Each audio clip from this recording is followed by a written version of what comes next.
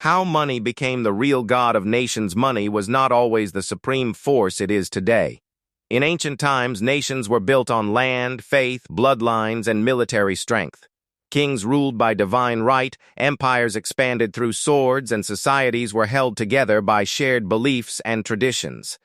Gold and silver existed, but they were tools, not masters. Over centuries, however, something quietly changed. Money stopped being a servant of nations and slowly became their ruler. Today, money shapes laws, decides wars, controls governments, and determines the fate of entire populations. In many ways, money has replaced religion, ideology, and even human values, becoming the real god of nations. In early civilizations, money had limited power.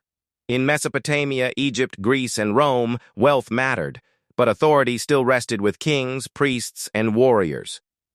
A ruler's legitimacy came from ancestry, conquest, or divine approval. Temples and palaces stood taller than markets. Trade existed, but it served the empire, not the other way around. Even in Rome, one of history's most advanced economies, money was controlled by the state, and loyalty to the empire mattered more than profit. When money challenged authority, it was restrained by law or force. The first major shift began with trade. As trade routes expanded across Asia, the Middle East, and Europe, merchants gained influence. They did not rule armies, but they controlled supply. Spices, silk, gold, and grain became more powerful than swords. Slowly, wealth began to influence decisions once made only by rulers. Kings started borrowing from merchants to fund wars and palaces. This borrowing planted the seeds of a new power structure. The moment rulers needed money to survive, money gained authority over rulers. The rise of banking accelerated this transformation. In medieval Europe, families like the Medici proved that money could shape politics without wearing a crown. Banks financed wars, selected leaders, and influenced alliances. A king who could not repay debts lost credibility. A nation that defaulted lost power. Money began to judge nations, rewarding some and punishing others. Faith still mattered, but creditworthiness started to matter more. The age of empires pushed money further toward godhood. Colonial expansion was not driven by morality or civilization, but by profit. Nations crossed oceans not to spread culture, but to extract resources. Gold from the Americas, spices from Asia, and labor from Africa fueled European wealth. Empires grew rich not by ruling wisely, but by exploiting efficiently. Money justified brutality. Profit excused suffering. Entire populations were enslaved or erased in the name of economic gain. When money can justify inhumanity, it has surpassed moral authority. The Industrial Revolution marked another turning point. Machines multiplied production, cities grew, and labor became a commodity. Human time, strength, and life were assigned monetary value. Wages replaced loyalty. Survival became dependent on income. For the first time, people did not work for community or kingdom, but for money itself. This shift changed human psychology.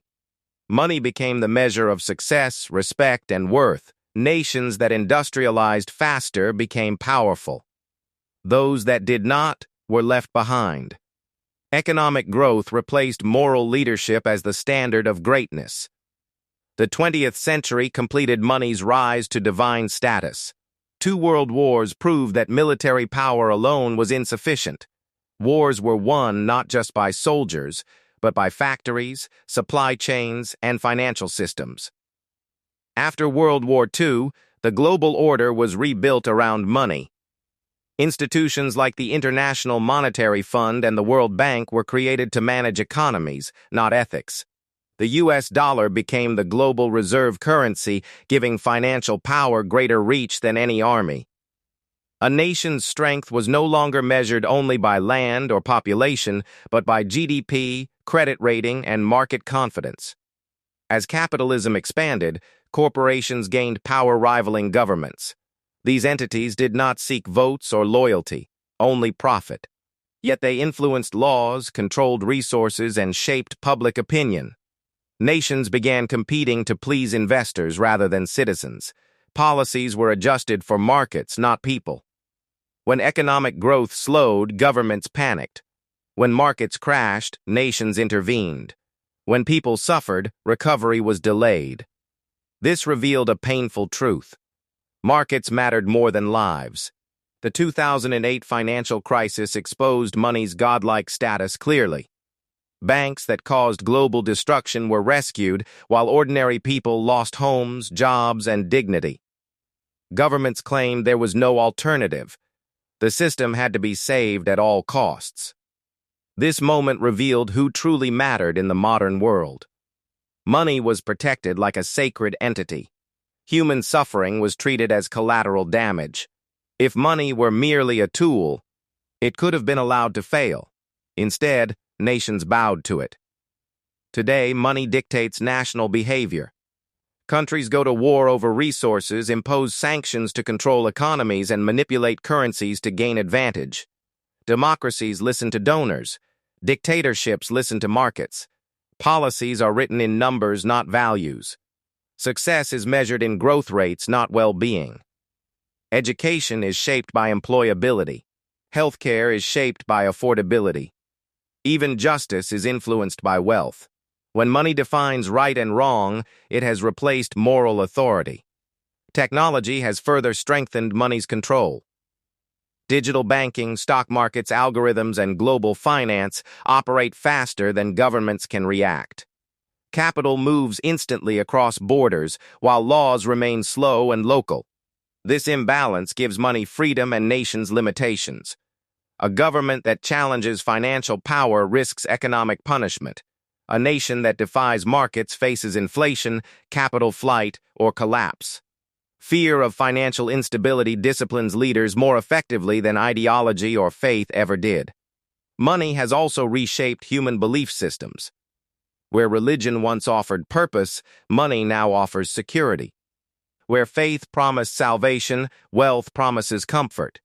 Where gods once judged actions, markets now judge decisions. Success is worshipped. Failure is shamed. Poverty is blamed on individuals rather than systems. This moral inversion protects money's dominance. When people believe wealth equals virtue, money becomes sacred. Yet money is not divine by nature. It is a human invention. Its power comes from collective belief. Nations obey money because they believe they must. Markets rule because people trust them more than institutions. This belief has created incredible progress, but also deep inequality, environmental destruction, and social fragmentation. When money becomes the ultimate authority, everything else becomes negotiable. History shows that no god remains unchallenged forever. When money concentrates too much power, instability follows.